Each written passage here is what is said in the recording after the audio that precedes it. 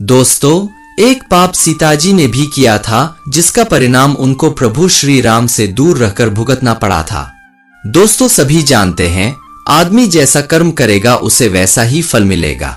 कर्म के फल से कोई नहीं बच सकता, चाहे वो भगवान ही क्यों न हो। आप सभी ने भगवान राम और सीता के कई कहानियां सुनी और पढ़ी होगी, लेकिन एक कहानी ऐसी भी है जिसे आप लोग कम ही जानते होंगे। एक समय की बात है जब माता सीता अपने उपवन में घूमने गई थी।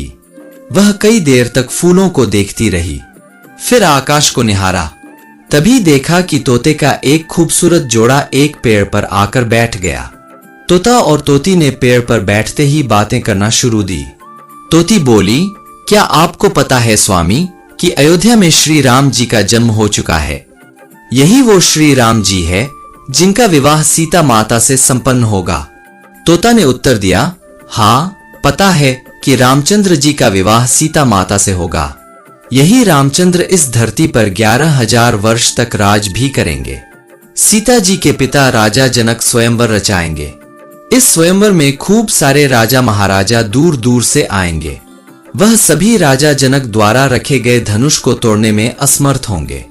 फिर दशरथ के पुत्र श्री राम उस धनुष को तोड़ेंगे और सीता जी उनको वरमाला पहना देगी। सीता जी उनकी बातों को ध्यानपूर्वक सुन रही थी। सीता जी को बहुत उत्सुकता हुई अपने भविष्य को जानने की। वह उन दोनों के पास गई। जब उन दोनों ने सीता माता को आते हुए देखा तो वह दोनों डर गए।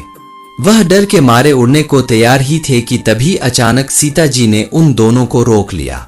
सीता जी ने उन दोनों से कहा कि दोनों को डरने की बिल्कुल भी जरूरत नहीं है। सीता जी ने उन दोनों को आश्वासन दिया कि वही जनक पुत्री सीता है। उनकी यह बात सुनकर तोता तोती को चैन आया। सीता माता ने उनसे पूछा कि वह दोनों कौन से राजकुमार की बात कर रहे हैं। तब तोता और तोती ने बताया कि वह अयोध्या के राजकुमार और दशरथ पुत्र श्री रामचंद्र की बात कर रहे हैं। माता सीता ने पूछा कि जिस धनुष की तुम बात कर रहे थे, क्या उसे कोई नहीं तोड़ पाएगा? तो इस पर तोते ने कहा कि वह धनुष केवल रामचंद्र जी ही तोड़ पाएंगे। इसके बाद सीता माता ने पूछा कि उन दोनों को इतनी गहरी बात किसने बताई? तो तोता और तोती ने कहा कि उन दोनों को यह कथा महर्षि वाल्मीकि ने सुनाई। उस कथा को जानने को माता सीता उत्सुक हो गई। सीता जी ने उन दोनों से कहा कि वह दोनों उनके महल में ही रहकर उनके भविष्य के बारे में बताएं। तो इस बात पर तोते ने कहा कि उसकी पत्नी गर्भवती है, इसलिए वह अभी तो महल नहीं चल सकते हैं, लेकिन बच्चे के जन्म के पश्चात वह दोनों सीता जी के महल जरूर आएंगे। लेकिन सीता माता उनकी बात को मानी नहीं और वह उन दोनों को महल में रुकने के लिए बाध्य करने लगी।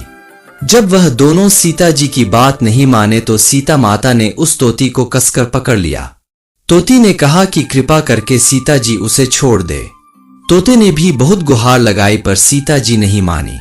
वह तोती को अपने राजमहल ले जाने के लिए अड़ गई। तभी तोती ने कहा कि वह आखिरी बार कहती है कि उसे सीता जी छोड़ दे, वरना वह उन्हें श्राप दे देगी। इस बात पर सीता जी ने कहा कि राजकुमारी को कभी श्राप नहीं लगता है।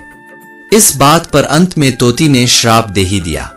तोती बोली कि जैसे आज एक गर्भवती को अपने पति से अलग रहने के लिए बोला जा रहा है, ठीक वैसे ही सीता जी को भी अपनी गर्भावस्था में अपने पति से अलग रहना पड़ेगा।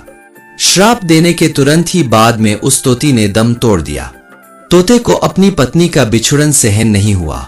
तोते ने भी सीता जी को श्राप दे दिया कि आने वाले समय में वह तोता ही एक इंसान के रूप में जन्म लेगा और वही श्री राम को सीता जी को महल से निष्कासित करने के लिए बाध्य करेगा। सीता जी ने हाथ जोड़कर विनती की कि वह अपना श्राप दोबारा ले ले, लेकिन तोते ने एक नहीं सुनी और वह वहां से उड़ गया। यह तोता वही धोबी था जिसकी वजह से माता सीता को महल छोड़कर जाना पड़ा था।